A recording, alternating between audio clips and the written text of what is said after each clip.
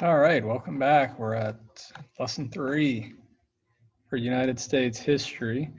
And let's go ahead and let me share my screen with you so we can get started. All right, let's go to our Nearpod. So we got Mr. Bogema's lesson 3, industrialization and urbanization. So these are two really important words in American history, industrialization and urbanization. So what is industrialization? Well, let's look at this picture here behind us. Industrialization is the growth of industry and factories in the United States or anywhere really, growth of jobs and manufacturing when you're producing things for sale. So it's kind of a part of the capitalist process. And then we have urbanization. What is urbanization? Well, let's look at that term urban. Urban is what you need to know. Urban is city. So urbanization means that we're going to have cities that are growing. And a lot of the reasons why cities are growing is because of industry, industrialization, because you have to have workers in these factories producing these goods and whatnot for Americans to buy or for us to ship around the world. Learning objectives. We're going to look at the dramatic changes in American life kind of towards the end of the 1800s, and we're going to be getting into the 20th century a little bit here because of inventions and innovations of business leaders and entrepreneurs. And we're going to look at where are these major industrial centers when we're talking about industrialization. And how is industrialization influencing the movement of people from rural to urban areas? So urban is city, rural is farm. So prior to industrialization, most Americans were farmers. They worked in the agricultural sector, growing things. Big concept. So we're still in the Gilded Age. Remember, the government's hands off. They want the economy to grow. They want industrialization. They want urbanization. They don't know what types of issues they may or may not cause, but they want growth, they want jobs, they want prosperity. So in the United States, the big industries are going to be steel, oil, we've already talked about this one, railroads, and electricity. They're going to become the big business of the United States during this time period. Today, you think internet, cloud computing, tech companies, avionics, space flight. Those are the big industries of the United States. But during the Gilded Age, it's steel, oil, railroads, and electricity. And all these innovations and inventions made in America, they're going to turn the United States into the leading economy of the world, and they're going to improve the life of many Americans, the quality of life. And cities are going to really explode in size because of new immigrants. We learned about them from lesson 2. They're going to be flooding into the United States for jobs in these factories and these industries. And this is going to dramatically change the dynamics of where Americans live. So prior to this, Americans were living out in the countryside in these small towns, rural towns, and farming communities. And kind of when all of this is said and done, we're going to have more Americans living in urban areas than we are going to have them living in rural farming areas. Let's go to the key vocab.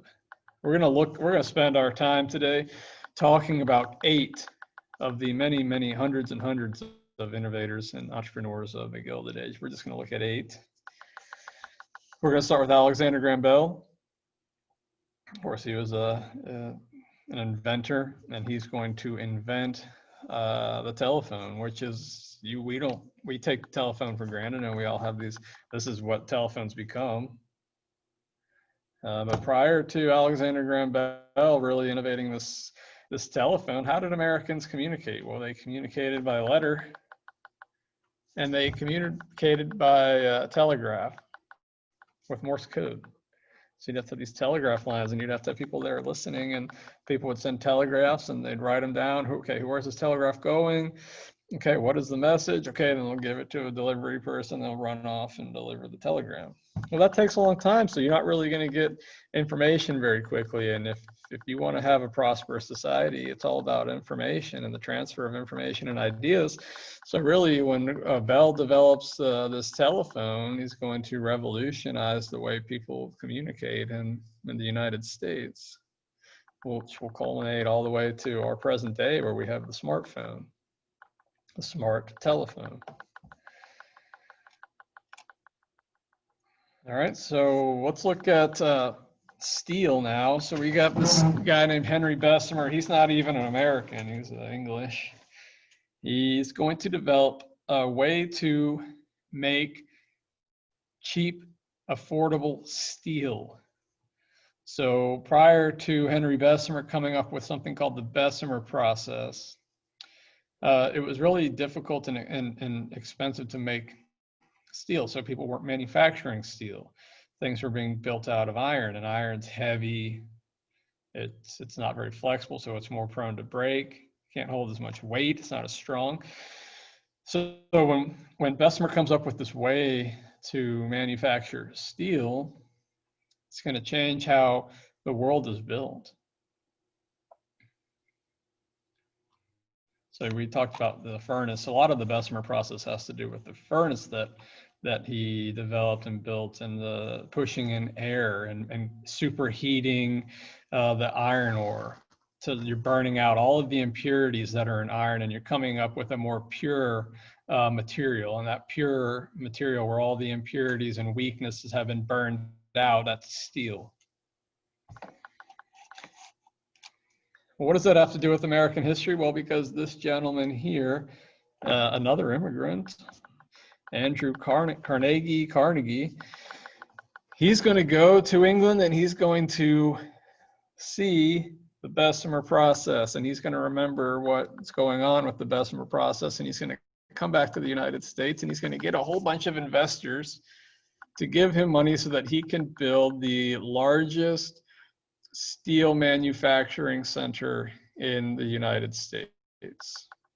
And he's going to build it in Pennsylvania, in a place called Pittsburgh and in a place called Homestead. So these are going to become major industrial centers in the United States. And Carnegie is going to become incredibly wealthy. He's not going to keep his steel company forever. He ends up selling it to JP Morgan. We'll talk about him a little bit later. And he's going to spend the rest of his life using his money to help society. He's going to use it to donate money to build libraries and community centers around the country. So he becomes a philanthropist. Okay, we have another inventor, Thomas Edison. He's going to get some financial backing to build a large research laboratory in New Jersey, in Menlo Park. And it's kind of like the first research center in the country. And there's all these people coming and working in this research lab, and he ends up developing 1,000 patents. So one of the reasons why people were so interested in inventing in the United States was because they knew their inventions would be protected by the federal government in something called a patent. So the patent's a great way to get people to feel safe about coming up with new ideas, because they know that they can profit off of them and other people can't steal them. So he came up with 1,000 patents, and a lot of them had to do with electricity. So Thomas Edison believed in using something called direct current to provide electricity to homes, and he developed electric motors that could create this electricity and power supplies. And of course, he's going to develop a whole series of light bulbs, and he's going to invent phonograph, record player, early film. And I think the great thing about electricity, of course, is lighting homes and lighting factories. So people, when it got dark outside, things had to kind of stop prior to electricity. You could get your candles out and light your homes with candles, or whale oil lanterns.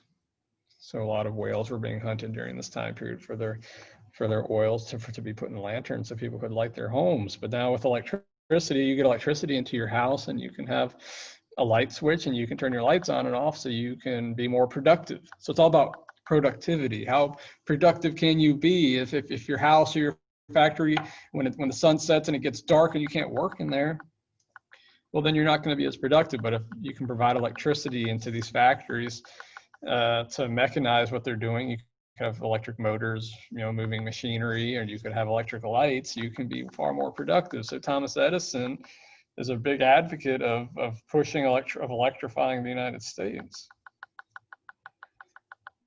So he's monumental in changing, making America modern. All right. Well, he gets a lot of financial backing to make America modern from J.P. Morgan. And I previously mentioned that J.P. Morgan had ended up buying Carnegie Steel.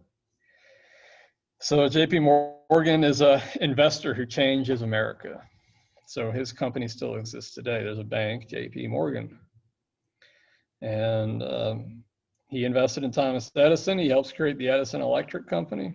And he buys Carnegie Steel. So he's going to help finance this electrical revolution in the country.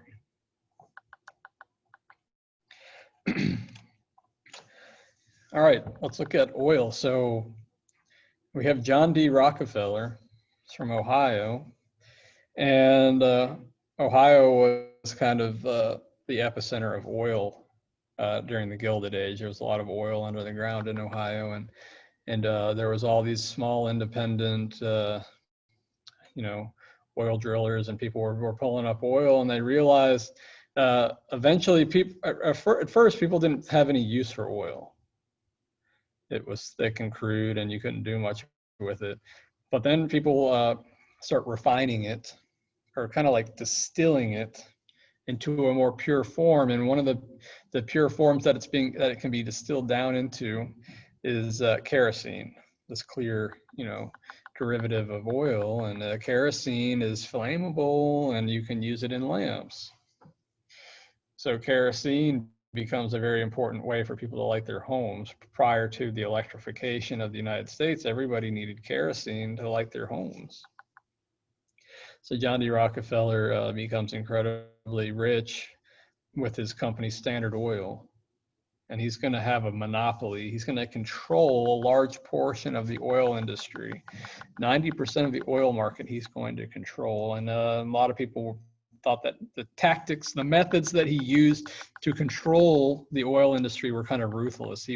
If he had a majority of the oil, he could price it lower, so that the small firms, the small oil companies, they couldn't compete. They couldn't match his kerosene prices. So then Rockefeller would say, look, I'm going to buy you at this price. Or if you don't agree to the sale, you're going to go out of business, and then I'll just buy you up then for even cheaper. So he ends up with this massive monopoly. And remember, the government's not doing much during the Gilded Age to regulate business, and they allow these big companies, big monopolies to form that control a large portion of the American economy. So we have steel controlled by Carnegie, and then of course J.P. Morgan's going to control it, and then we have Rockefeller controlling oil in the United States, the primary energy sources of the country. So steel is the building material of the country, and oil would be the energy of the country during this time. Well, let's go back and talk about electricity, because we talked about Thomas Edison, and he wanted to electrify the country using direct current. Well, a Serbian immigrant, Nikola Tesla, comes to the United States, and at first he works with Thomas Edison, but they don't get along. Tesla doesn't feel like he's being treated kindly by Edison, so he leaves, and he ends up working with another really wealthy investor and inventor, Westinghouse, and he's going to get financed. Westinghouse finances Tesla's form of electricity, AC current, and AC current is going to win over Edison's current because it can be transmitted over long distances from power plants. and that makes it very helpful to electrify cities and towns. And he's going to fight, Tesla's going to fight this huge war. They call it we call it a war of currents with Thomas Edison. And Tesla wins because his current can be transmitted farther and easier. Although it's far more dangerous. That's what Edison used that against Tesla, saying alternating current's too dangerous, it's too powerful, it will electrify you if it's in your house and everything. But of course it will be, if that's not the case. All right, well, I'll go back to railroads. You need to know Cornelius Vanderbilt. He built a very large railroad empire in the Northeast around New York City. That's where he lived. And he started in shipping, and then he sold his shipping companies, and he realized the future of the United States transportation system was in railroads, and he's going to build this huge railroad empire. And he ends up dealing a lot with John D. Rockefeller to get him to ship his oil and kerosene around the country. All right, Madam C.J. Walker. So we're going to kind of switch notes here. We're going to talk about beauty products. And Madam C.J. Walker, born in 1867 in Louisiana, very poor. She was actually orphaned and worked her way up from essentially nothing to build this huge cosmetics industry. And she becomes one of the first female millionaires in the United States and first African-American millionaires in the country. And she's going to become a philanthropist and use her money to finance a lot of various educational programs and educational schools for African-Americans in the United States during this time period. Remember, we're in a time period of segregation and intense heightened levels of racism during the Gilded Age. So the fact that Walker could rise up from very little to build this cosmetics empire was a testament to her ability and skill. So that's our last entrepreneur. Now let's just look a little bit about urban areas in the United States. I have this map. This map is from I think it was the 1890 census, and its population density. So the darker reds and oranges are where most Americans are living in the 1890s. So this is during the Gilded Age. So we have up here is the Northeast. So since the foundations and formings of the United States, the Northeast has been the most industrialized part of the country, very prosperous industrial region. So Boston, New York, and Pittsburgh. They're going to be the large urban centers in the Northeast. In the Midwest, we're going to have Chicago, kind of the gateway to the West. Large cattle, a lot of cattle from the Midwest were shipped into Chicago, and there was a lot of slaughterhouses and food processing centers in Chicago.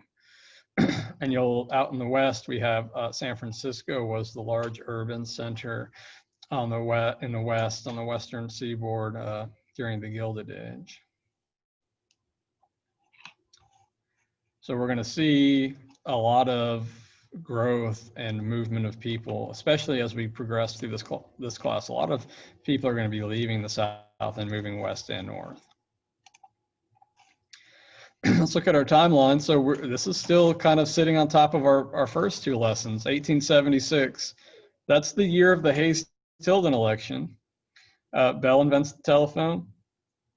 And then the year of the election compromise, 1877, Vanderbilt dies, and he had $205 billion when he died. So we're starting to see like the billionaire and millionaire class forming in the United States, which of course exists today. We have billionaires and millionaires that are kind of dominating the American economy.